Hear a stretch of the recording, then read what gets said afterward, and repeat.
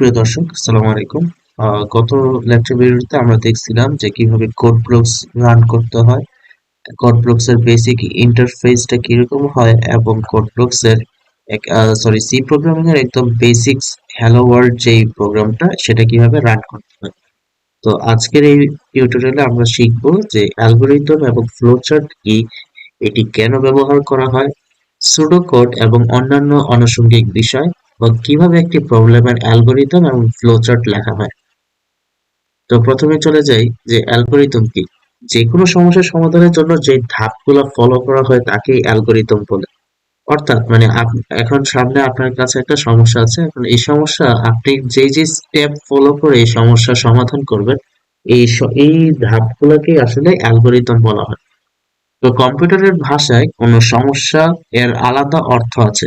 এর মানে হলো স্পেসিফিক গোল অর্জনের জন্য যে টাস্ক অথবা কাজটি করতে হয়, যা দুটি সংখ্যার যোগফল বের করা থেকে শুরু করে একটি ডাটাবেজ ম্যানেজমেন্ট সিস্টেম ডেভেলপ করা পর্যন্ত হতে পারে।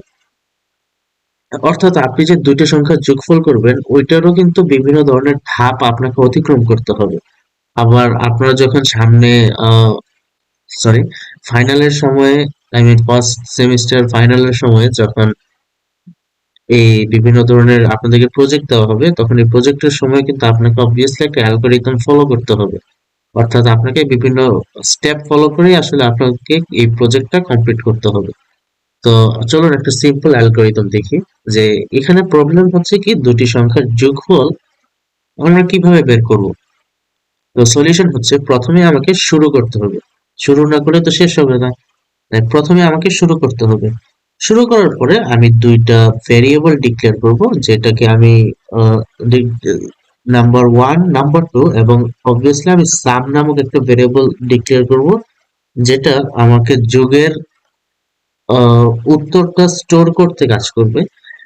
তো আমি প্রথমে নাম্বার ওয়ান এর যে ভেরিয়েবলটা ওইটার মান আমি বলে দিব, পরবর্তীতে আমি নাম্বার টুর যে মানটা ওইটাও আমি বলে দিব, এবং এরপরের ধাপে আমি নাম্বার ওয়ান এবং নাম্বার টু এদেরকে যোগ করে দিব, এবং এর পরবর্তী ধাপে আমি এই যোগফলটা সাম নামক যে ভেরিয়েবলটা আমরা অলরেডি নিয়েছিলাম ওইখানে আমি স্টোর করে দিব, এবং যে ধাপটা আমাকে পরবর্তীতে এক্সিকিউট করতে হবে সেটা হচ্ছে আমি অবভিয়াসলি সামটা শো করব, এবং পরিশেষে একেবারে সর্বশেষ যে ধাপটা ওটা হচ্ছে কি কোডটা স্টপ করে দিব। তো ফ্লোচার্ট কি, এখন আসি ফ্লোচার্টের ব্যাপারে। ফ্লোচার্ট হচ্ছে একটি অ্যালগরিদমের গ্রাফিক্যাল বা পিক্টোরিয়াল রিপ্রেজেন্টেশন। অর্থাৎ আমরা যে একটু আগে একটা অ্যালগরিদম করলাম, এই অ্যালগরিদমের একেবারে আহ দেখতে এখানে লেখালেখি তো অনেকের দেখতে একটু খারাপ লাগে, তাই এখন যদি ছবির মাধ্যমে করা হয় তাহলে জিনিসটা আরো সুন্দর হয়। আর ফ্লোচার্টটা আঁকা হয় বিভিন্ন ধরনের শেপস, সিম্বলস এবং অ্যারো ব্যবহার করে। তো আমরা দেখি যে এখানে দেখেন যে সার্কেল গুলো আছে, আমি একটু দেখাই আপনাদের। এই যে এই গ্রিন কালার যে ডায়াগ্রামটা, এটা হচ্ছে স্টার্ট বা এন্ডিং এর জন্য ইউজ করা হয়, এবং যে সামান্তরিকের মতো দেখতে পারতেছেন, হালকা সামান্তরিক, এটা হচ্ছে ইনপুট এবং আউটপুটের ক্ষেত্রে। এবং এই রম্বাসের মতো যেটা, এটা হচ্ছে রম্বাস একটা উল্টা বর্গ যেটা, এটা হচ্ছে ডিসিশন মেকিং এর জন্য। আর এই যে একটা রেক্টেঙ্গেল দেখতেছেন, এটা হচ্ছে প্রসেস, মানে আপনি এখানে কি করতে চান, সরি।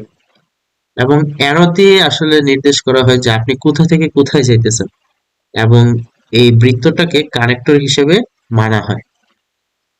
তো আমরা যে একটু আগে যে প্রবলেমটা দেখেছিলাম যে দুটি সংখ্যার যোগফল কিভাবে বের করব, ওইটার অ্যালগরিদম থেকে আমরা ফ্লো চার্টে দেখেন জিনিসটা আরো কত সুন্দর হয়। স্টার্ট স্টার্টে আমি ইনপুট নিলাম নাম্বার ওয়ান এবং নাম্বার টু, তারপরে নাম্বার ওয়ান এবং নাম্বার টু যোগফল কি করলাম, আমি সাম নামক যে ভেরিয়েবলটা ছিল ওইখানে আমি ডিক্লেয়ার করে দিচ্ছি। পরিশেষে আমি সামটাকে শো করলাম, এবং লাস্টে কি করলাম, আমার কোডটা এন্ড করে দিলাম। তো এটাই হচ্ছে ফ্লো চার্টের আসলে একদম বেসিক যে ইয়াটা। এখন আসেন ফ্লো চার্ট, অ্যালগরিদম এগুলো কেন আসলে ইউজ করা হয়। এগুলো আসলে ইউজ করার কয়েকটা কারণ আছে।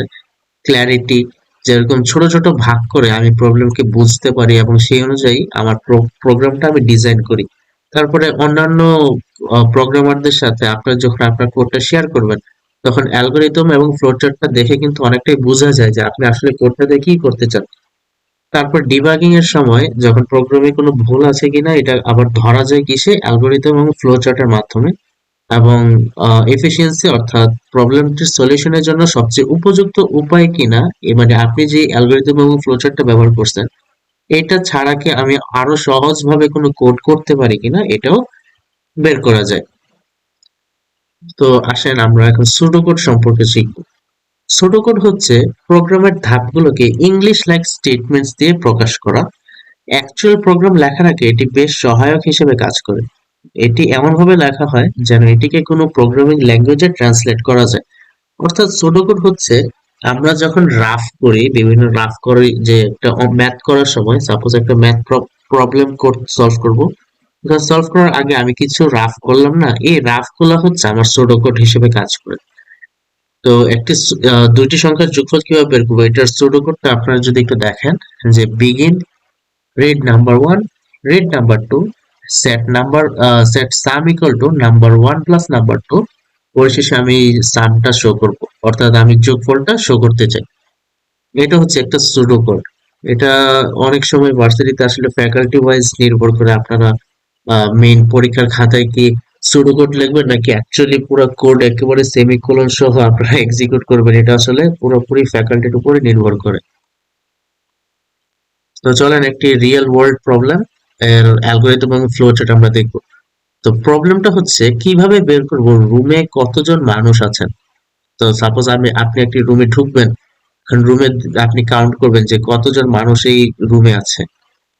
তো অ্যালগরিদমটা কিরকম হয়, স্টার্ট থেকে শুরু, set count to zero, already আপনি কাউন্ট জিরো হিসেবে ধরে রাখবেন। এরপরে repeat the following steps until there are no more people in the room. তো স্টেপ নাম্বার ওয়ান হচ্ছে ask if there is another person in the room, মানে আপনি জিজ্ঞাসা করবেন রুমে ঢোকার পরে, আপনার কাউন্টিং এর পরে, যে আর কোনো মানুষ কি বাকি আছে। যদি বাকি থাকে তাহলে ইনক্রিমেন্ট কাউন্ট বাই ওয়ান, মানে আপনি কাউন্ট এক বাড়াই দিবেন। যদি বাকি না থাকে তাহলে go to step four. Step four হচ্ছে display the value of count, অর্থাৎ আপনি যখন শূন্য থেকে শুরু করছেন, সাপোজ এই রুমে আছে কয়জন, পাঁচজন আছে, সরি, তো পাঁচজন আছে, আপনি যখন কাউন্ট করা শুরু করছেন, তো সবাই বলতেছে যে ইয়েস ইয়েস, তাহলে ইনক্রিমেন্ট হচ্ছে হচ্ছে এক, জিরো থেকে ছিল এক হইলো, দুই হইলো, তিন, চার, পাঁচ, পাঁচের পরে অবশ্যই তো আর কেউ নাই। তাহলে যেহেতু নাই, if no, go to step four, তাহলে directly display the value of count, যেটা হচ্ছে আপনার এই রুমের মধ্যে কতজন মানুষ আছে তাদের পুরো হিসাবটা আপনাকে বলে দিবে এই কাউন্টের মানটা, যেটা আমরা প্রিন্ট করব, কি কাউন্টের মানটা প্রিন্ট করলেই হয়ে যাবে।